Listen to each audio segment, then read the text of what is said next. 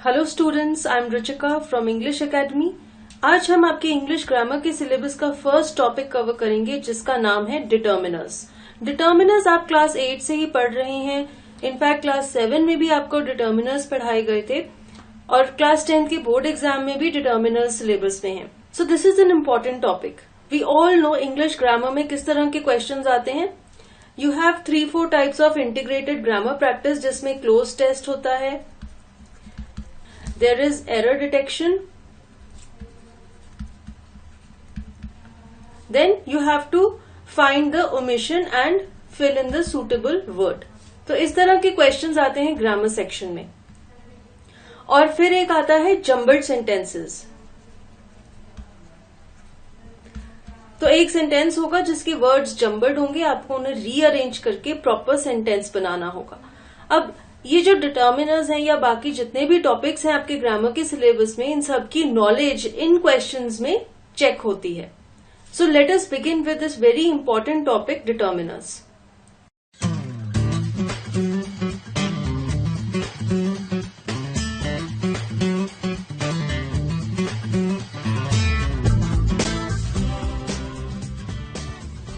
Let us see which all topics are covered in determiners। Determiners में further कुछ topics हैं जो cover होते हैं। They are articles, demonstratives, possessives, indefinite adjectives and others। अब हम इन सबको एक एक करके कवर करेंगे। सबसे पहले देखते हैं आर्टिकल्स। What are articles? हम सबको ये पता है a and the, ये 3 वर्ड्स हैं जिन्हें हम आर्टिकल्स कहते हैं। First of all, I'll tell you what is the function of an article। Article करता क्या है? An article indicates the coming of a noun। It means that an article precedes a noun। तो sentence में अगर हमने article use किया है तो आर्टिकल के बाद आने वाला वर्ड नाउन होगा। तो आर्टिकल ये इंडिकेशन देता है कि उसके बाद जो वर्ड यूज हो रहा है वो नाउन है। Now we have 2 types of articles। The first is an indefinite article and the other one is definite article। नाम से ही हम ये क्या कह सकते हैं, indefinite article means indefinite article किसी भी जनरल नाउन के आगे यूज होगा एंड डेफिनेट आर्टिकल किसी पर्टिकुलर नाउन के आगे यूज होगा। तो जब भी हम किसी पर्टिकुलर चीज की बात कर रहे हैं, किसी पर्टिकुलर पर्सन, प्लेस और thing, we will use the definite article and when we are talking about a general person, place और thing, we will use indefinite article. Indefinite article में एक आर्टिकल है a and second article is an. दोनों के use में एक minor सा difference है, we'll cover that later. And definite article एक ही है, दैट इज द। अब इन आर्टिकल्स को कब कब कहां यूज करना है, we'll discuss in detail. First of all let us see indefinite articles. Indefinite articles का मेन फंक्शन क्या है? They tell that the noun they precede does not refer to any particular person or thing। जैसा कि अभी मैं आपको बता के चुकी हूं, जब हम किसी जनरल नाउन, किसी जनरल नेम, प्लेस या पर्सन की बात करते हैं तब हम इनडेफिनेट आर्टिकल यूज करते हैं। It is also use before a singular countable noun.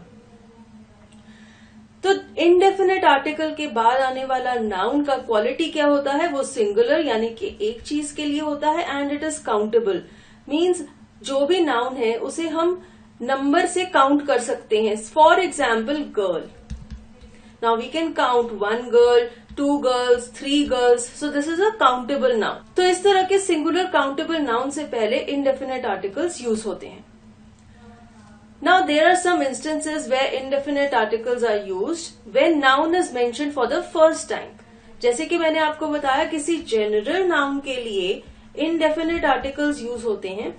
तो जब भी कोई नाउन पहली बार आपकी बातचीत में, कम्युनिकेशन में या सेंटेंस में आ रहा है, तब आप उससे पहले इनडेफिनेट आर्टिकल यूज करेंगे क्योंकि वो एक जनरल नाउन है। टू एक्सप्रेस क्वांटिटी, किसी भी चीज की अगर आप क्वांटिटी एक्सप्रेस करना चाहते हैं तब भी आप इनडेफिनेट आर्टिकल यूज करेंगे। फॉर एग्जाम्पल, अगर आप कहें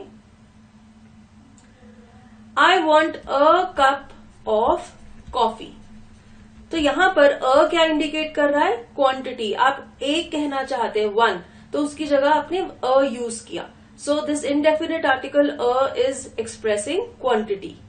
it is also use before units of price, speed, ratio.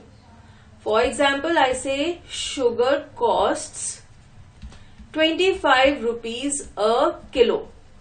तो यहां पर किलो क्या है? यूनिट ऑफ वेट, और उससे पहले हमने अ यूज किया which is an indefinite article. So indefinite article is use before the unit of price, speed, ratio, weight, etc. Now indefinite articles are also used before certain numbers. For example, we say a million people. तो यहां पर number है million और उससे पहले हमने indefinite article a use किया. It is also use to express frequency. For example, doctor हमें प्रिस्क्राइब करता है you have to take this medicine thrice a day. तो वो फ्रीक्वेंसी बता रहे हैं कि दिन में 3 बार मेडिसिन लेनी है, और यहां पर भी देखिए अ का यूज हुआ है indefinite article. Next usages is in exclamatory expressions, like if I say what a beautiful day. This is an exclamatory expression और यहां पर अ यूज हुआ है इनडेफिनिट आर्टिकल. तो इस तरह के एक्सक्लेमेटरी एक्सप्रेशंस में भी इनडेफिनिट आर्टिकल्स यूज होते हैं. Now the next important thing is a और an की यूजेज में क्या फर्क है. A is used before a word beginning with a consonant sound and an is used before a word beginning with a vowel sound. Now please listen very carefully. आपने sound पर ध्यान देना है, not the alphabet. What is a consonant sound? What is a vowel sound? English alphabets 26 हैं, उनमें से 5 vowels हैं, A, E, I, O, U. इन पांचों के अलावा जो 21 बाकी के अल्फाबेट्स हैं वो कॉन्सोनेंट्स हैं. ना अगर कोई वर्ड स्टार्ट हो रहा है वावल साउंड से, तब आप उस वर्ड से पहले एन यूज करेंगे. And if the word is starting with a consonant sound, irrespective of the alphabet, you have to see the sound. Then you will use a before that word. Now let us see some exceptions. कुछ ऐसे words हैं जो कि शुरू तो होते हैं vowel से, लेकिन उनका साउंड वावल वाला नहीं होता, इसलिए उनसे पहले अ यूज होता है. For example, the word university. Now university begins with a you which is a vowel, पर इसका साउंड क्या है? य साउंड, वाई का जो साउंड होता है. And this is a consonant sound, that's why we say a university. Similarly, I have another example. He is an honest man. Now, honest word starts with H. H is a consonant, पर इसका sound क्या है? Honest. O sound आ रहा है, which is a vowel sound. And so we say an honest person. So, I hope you have got this clear कि आपने a और an sound देखकर use करना है. Now, the next important thing is definite article the. When is the used? Before both countable nouns, singular and plural, and with uncountable nouns, with a specific person, place or thing. अगर आप किसी particular person, place या चीज की बात कर रहे हैं, उसके नाम से पहले आप the यूज करेंगे, और the countable nouns जो कि singular या plural हैं और uncountable nouns सबके साथ यूज हो सकता है. Now let us see some instances where a definite article is used before a singular noun when it refers to a particular class or group. जब आप कोई singular noun use कर रहे हैं जो कि एक class को represent करता है, for example you say the staff is in a meeting. Staff refers to a group of employees जो एक meeting में है. अब यहाँ पर staff is a singular noun, but it represents a class और ग्रुप ऑफ पीपल, तो इससे पहले हमने द यूज किया है. ऐसे ही अगर हम कहते हैं the committee is in a meeting या the senate has decided something, तो इन सब नाउन से पहले हम द यूज कर सकते हैं. Then we use the before names of oceans, rivers, mountain ranges, gulfs and seas. For example, the Indian Ocean. तो इंडियन ओशन के नाम से पहले हमने द यूज किया. सिमिलरली रिवर का नाम है the Ganga.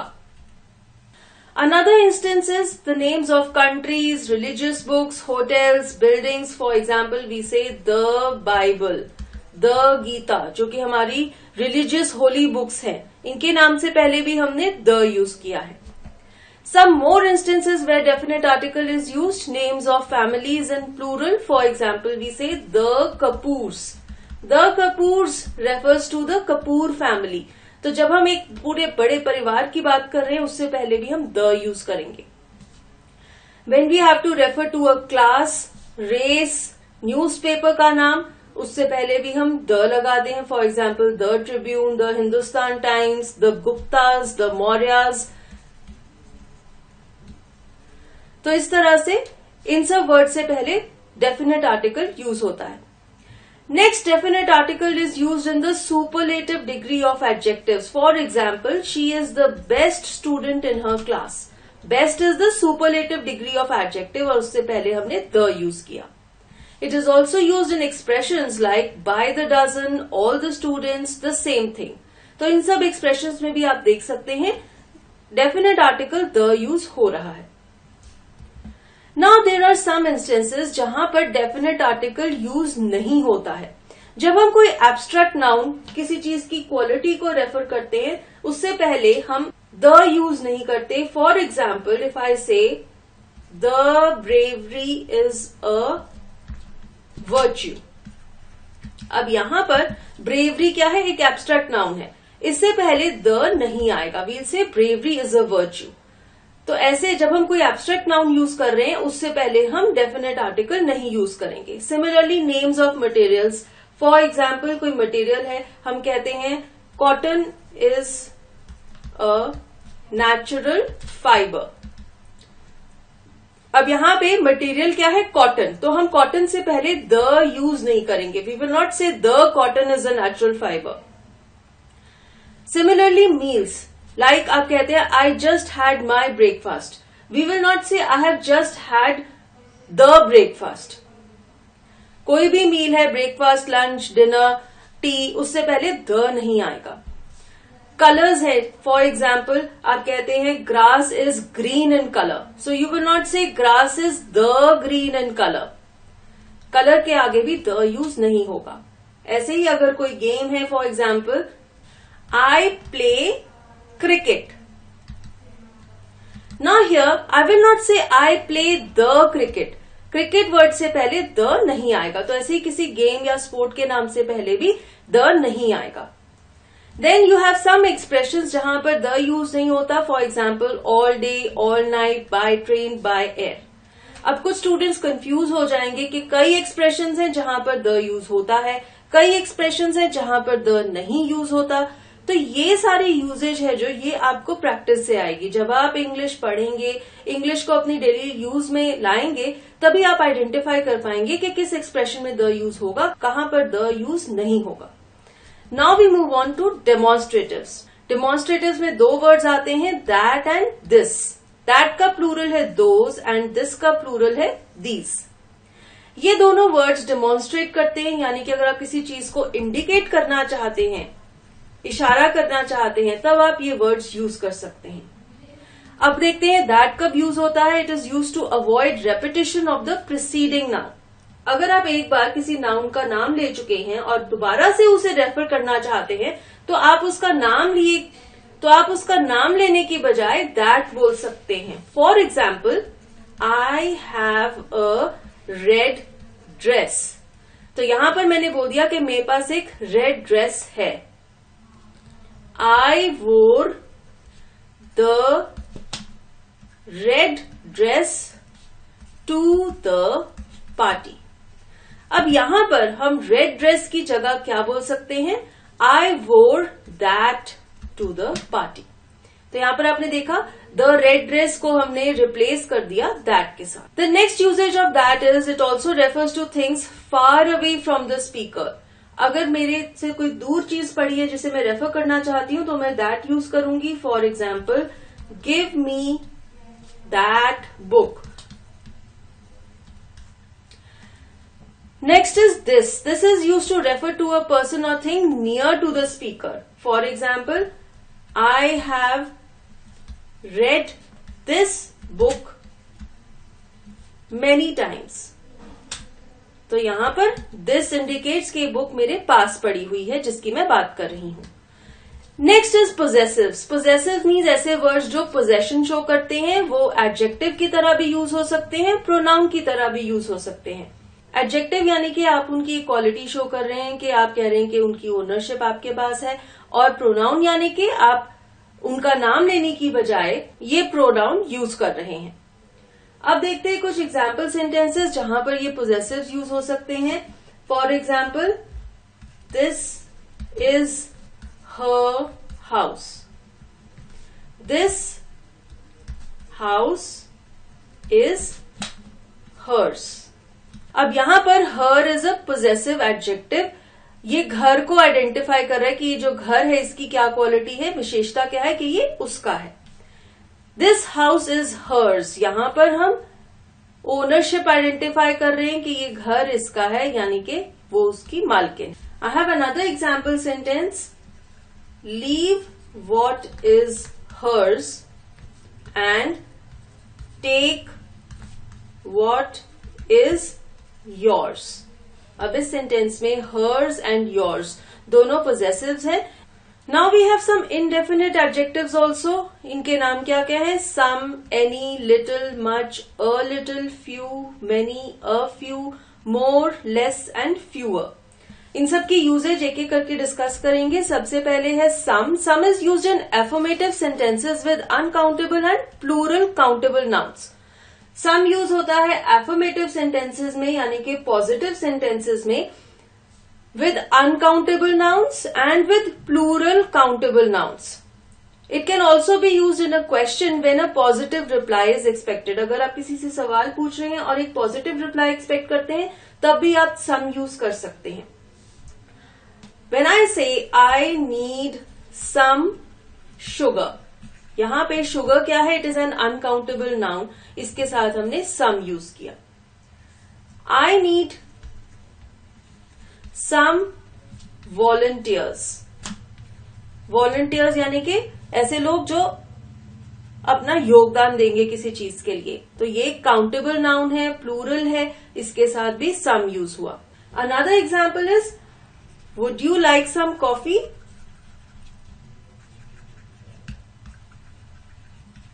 So this is a question and I expect a positive reply, so we have used some.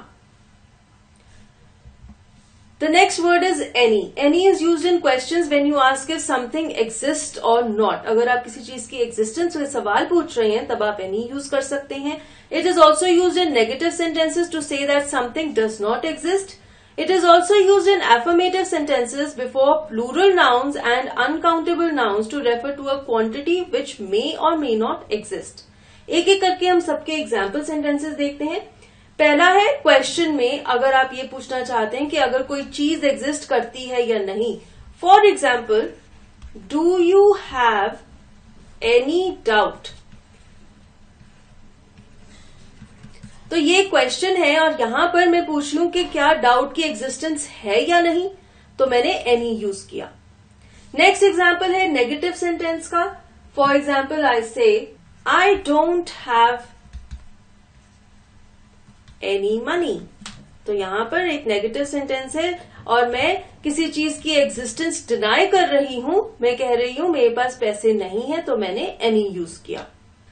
Now we move on to little and much. Little and much दोनों ही uncountable nouns के साथ use होते हैं. Little refer करता है small amount को, much refer करता है लार्ज अमाउंट को. अ लिटिल भी यूज होता है, ये भी एक स्मॉल अमाउंट के लिए होता है, लेकिन जब आप उस अमाउंट पे एम्फेसिस नहीं डालना चाहते, वो इतना इंपॉर्टेंट नहीं है, तब आप अ लिटिल यूज करते हैं. एग्जाम्पल्स देखते हैं. There is little milk left. अब आप यहां पर स्ट्रेस डालना चाहते हैं कि थोड़ा सा ही दूध बचा है, तब आप लिटिल यूज करेंगे. अगर मैं बोलूं I add a little milk to my coffee. अब यहां पर अ लिटिल इसलिए यूज किया क्योंकि मिल्क की क्वांटिटी जिसे मैं रेफर कर रही हूं वो इतनी ज्यादा इंपॉर्टेंट नहीं है, इसलिए मैं कहती हूं अ लिटिल. मच का एग्जाम्पल देखते हैं. This is too much for me. तो हम एक्सेसिव क्वांटिटी को रेफर कर रहे हैं मच के साथ. Next we have few and many. इनका भी यूजेज सिमिलर है लिटिल एंड मच की तरह, लेकिन ये प्लूरल काउंटेबल नाउन्स के साथ यूज होते हैं. ऐसे नाउन्स जिन्हें हम गिन सकते हैं. Few is for a smaller number, many is for a large number. Then again we have a few which refers to a small number of something, लेकिन हम उस नंबर पे एम्फेसिस नहीं डालना चाहते, तब हम अ फ्यू यूज करते हैं। इसके भी एग्जाम्पल्स देखते हैं। फ्यू चिल्ड्रन आर प्रेजेंट, तो हम ये कहना चाहते हैं कि आज थोड़े से बच्चे प्रेजेंट हैं, तब हमने फ्यू यूज किया। अगर मैं कहूं I need a few children for the project, तो यहां पर मेरा एम है प्रोजेक्ट डिस्कस करना और उसके लिए मुझे थोड़े से बच्चे चाहिए, तो मैंने क्या यूज किया, अ फ्यू, क्योंकि ये जो नंबर है इस पे मैं ज्यादा एम्फोसिस नहीं डालना चाहती। तो आपको ये क्लियर होना चाहिए कि फ्यू और अ फ्यू के यूजेज में क्या डिफरेंस है। जब मैं कह रही हूँ फ्यू चिल्ड्रन आर प्रेजेंट, तो मैं बच्चों के नंबर पे एम्फोसिस डाल रही हूँ क्योंकि आज थोड़े से ही बच्चे प्रेजेंट हैं। लेकिन जब मैं कहती हूँ कि मुझे प्रोजेक्ट के लिए थोड़े से बच्चे चाहिए, तो प्रोजेक्ट ज्यादा इंपॉर्टेंट है, बच्चों का नंबर इतना इंपॉर्टेंट नहीं है, इसलिए हमने अ फ्यू यूज किया। मैनी एक लार्ज नंबर के लिए यूज होता है, for example many children are absent. Next चलते हैं मोर, लेस एंड फ्यूअर पर। More is used with plural uncountable nouns which refer to a quantity greater than another quantity or amount. जैसे कि अगर हम कंपेयर करना चाहते हैं दो क्वांटिटीज को, तो हम more यूज करेंगे उस चीज के लिए जिसकी क्वांटिटी ज्यादा है। It is also use for additional quantity of something. अगर आप कहते हैं आई वॉन्ट मोर वाटर, तो आप कहना चाहते हैं कि आप पहले पानी पी चुके हैं लेकिन आपको और पानी चाहिए। सिमिलरली अगर मैं कहती हूँ I eat more food then what you eat, तो मैं यहाँ पर फूड की क्वांटिटी को कंपेयर कर रही हूँ और मैं कह रही हूं कि मैं तुमसे ज्यादा खाती हूं। Similarly less is used with uncountable nouns which refers to a group of things that is smaller than another group. तो इसी तरह अगर हम कंपैरिजन में कम क्वांटिटी को रेफर करते हैं, जैसे कि मैं कहूं यू ड्रिंक लेस वाटर, तो मैं ये कहना चाह रही हूं कि तुम बाकी लोगों के कंपैरिजन में कम पानी पीते हो। Next is fewer. Fewer refers to a group of things that is smaller than another group before plural noun and before countable noun. तो जो काउंटेबल नाउन है प्लूरल फॉर्म में, उनके आगे अगर हम थोड़ी क्वांटिटी या थोड़े नंबर को रेफर करना चाहते हैं तो हम फ्यूअर यूज करेंगे। Fewer children are present today than usual, यानी कि रूटीन के हिसाब से, रूटीन के कंपैरिजन में आज कम बच्चे प्रेजेंट हैं। तो कंपैरिजन करने के लिए काउंटेबल प्लूरल नाउन के साथ हम फ्यूअर यूज करेंगे, थोड़ी क्वांटिटी या थोड़े नंबर को इंडिकेट करने के लिए। Now there are some other determiners also. First is all. जब हम all को countable plural noun के साथ यूज करते हैं तो हम एक plural verb यूज करेंगे, और जब हम all को uncountable noun के साथ लगाते हैं तब हम एक singular verb यूज करेंगे। For example, all the children have gained good marks. All the children have gained good marks. अब यहां पे चिल्ड्रन क्या है, this is a countable plural noun, इसके साथ हमने वर्ब यूज किया है प्लूरल फॉर्म में। ऐसे ही दूसरा एग्जाम्पल है all the rice is spoiled. अब यहां पर राइस इज अनकाउंटेबल नाउन, इसके साथ हमने सिंगुलर वर्ब यूज किया है is. Next is both. Both is use जब हम दो लोग या दो चीजों की बात करते हैं जो कि एक जैसे हैं। For example, both the brothers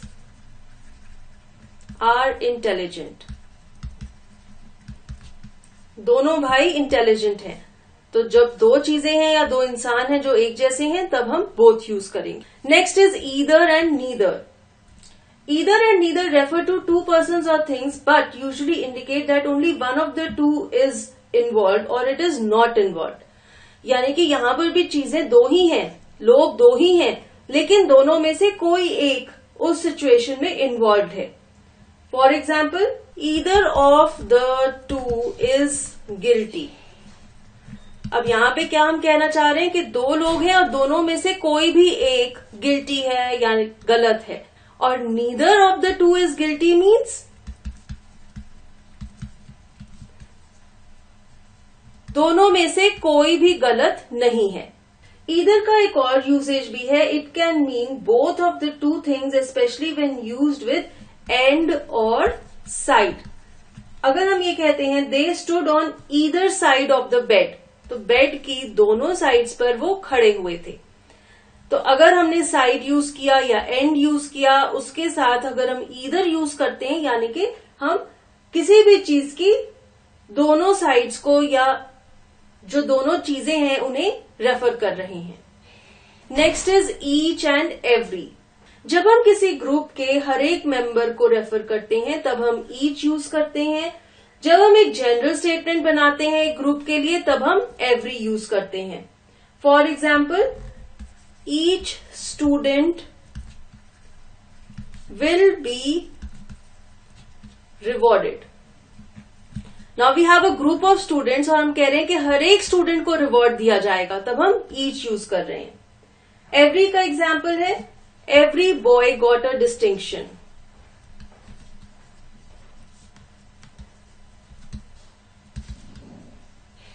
तो अब जो ग्रुप ऑफ बॉयज है उसमें सभी को डिस्टिंक्शन मिली, तो हम उस ग्रुप के लिए कलेक्टिवली बात कर रहे हैं, तब हम एवरी यूज कर रहे हैं।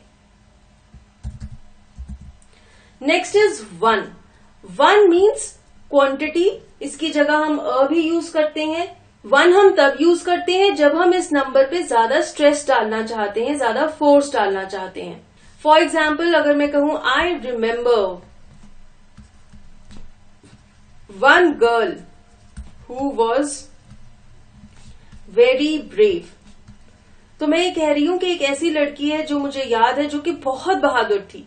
तो मैं इस वन पे, उसके नंबर पे स्ट्रेस डालना चाहती हूं कि आज तक मैंने एक ही ऐसी लड़की देखी है जो बहुत बहादुर है, तब मैं अ की जगह वन यूज करूंगी। वन को हम प्रोनाउन की तरह भी यूज करते हैं। फॉर एग्जाम्पल, हम कहते हैं one should do once duty, तो यहां पर हम वन को एक प्रोनाउन की तरह यूज कर रहे हैं। Next is another. Another is used with singular countable nouns and it talks about an additional person or additional thing of the same type. I need another pen as this one has stopped working. यानी कि मेरा pen चलना बंद हो गया, मुझे ऐसा ही एक और पेन चाहिए, so we will use another. Next is other. Other is used with plural nouns or sometimes with uncountable nouns. Generally other को हम plural nouns के साथ यूज करते हैं, लेकिन कभी कभी इसे uncountable noun के साथ भी यूज किया जाता है। For example, other people came in after you left.